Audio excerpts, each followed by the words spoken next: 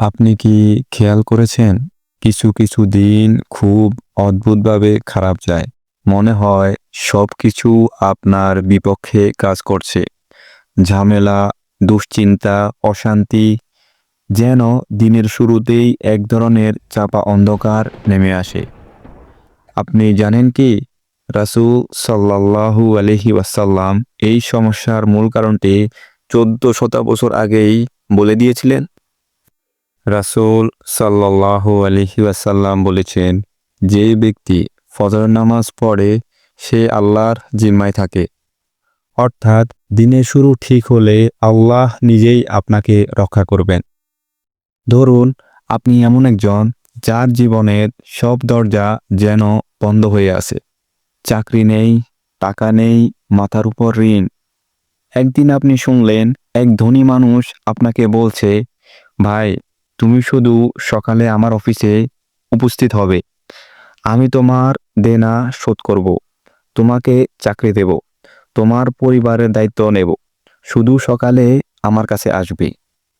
ভাবুন তো, সারা রাত টেনশনের পর আপনি কি ভোরে তার কাছে যাওয়া বাদ দেবেন? 1 মিনিটও দেরি করবেন? কখনোই না। কারণ আপনি জানেন এই সকালের দেখা হয়তো আপনার পুরো ভাগ্যটাই বদলে দিতে পারে। কিন্তু আমরা প্রতিদিন এমন একজনের ডাক ফেলে ঘুমিয়ে থাকি, যিনি শুধু ধনী নন, যিনি রিজিকের মালিক, হৃদয় পরিবর্তনের মালিক, সমস্ত জীবনের নিয়ন্ত্রণকারী আল্লাহ। ফজর হলো সে দরজায় দাঁড়ানোর সময়। আর যেদিন আপনি যান না, সেই দিন শুধু একটি নামাজ নয়, সেই দিন আপনার ভাগ্যের দরজা বন্ধ থাকে। এই ক্ষতি টাকার ক্ষতির থেকেও ভয়ঙ্কর। রাসূল সাল্লাল্লাহু আলাইহি ওয়াসাল্লাম বলেছেন, তোমাদের কেউ যখন ঘুমায় তখন শয়তান তার ঘাড়ের পিছনে 3টি গিঁট দেয়।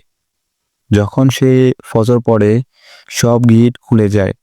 আর যদি ফজর না পড়ে, তার দিন হয় অলস, সংকীর্ণ ও অশান্ত। অর্থাৎ ফজর মিস মানে শয়তানের হাতে আপনার দিনের নিয়ন্ত্রণ ছেড়ে দেওয়া। ওমর ইবনুল খাত্তাব রাদিয়াল্লাহু আনহু একদিন একজনকে ফজরে না দেখে বললেন, তোমাকে আজ ফজরে দেখতে পাইনি, তুমি কি অসুস্থ? সে বলল, না, আমি সুস্থ। ওমর রাদিয়াল্লাহু আনহু তখন কঠিন ভাষায় বললেন, তাহলে এর চেয়ে বড় অসুস্থতা আর কি আছে? সাহাবীরা বুঝতেন, যে ফজর মিস করে সে আসলে নিজের রূহকে অসুস্থ করে দেয়। ফজর শুধু একটি নামাজ নয়, এটি হলো নূর, বরকত, সুরক্ষা, শান্তি, সবকিছুর শুরু। যেদিন আপনি ফজর পড়েন, আল্লাহ আপনার দিনকে আলোকিত করে দেন। যেদিন মিস করেন, সেই দিন অশান্তির দরজা খুলে যায়।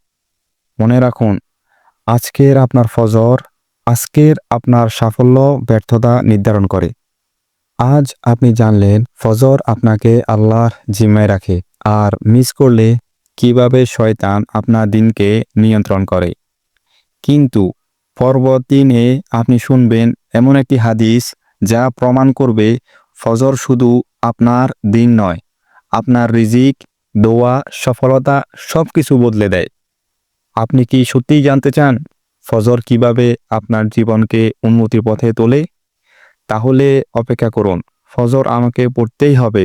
পর্ব 3 আপনার জীবনের মোড় ঘুরিয়ে দিতে পারে ইনশাআল্লাহ।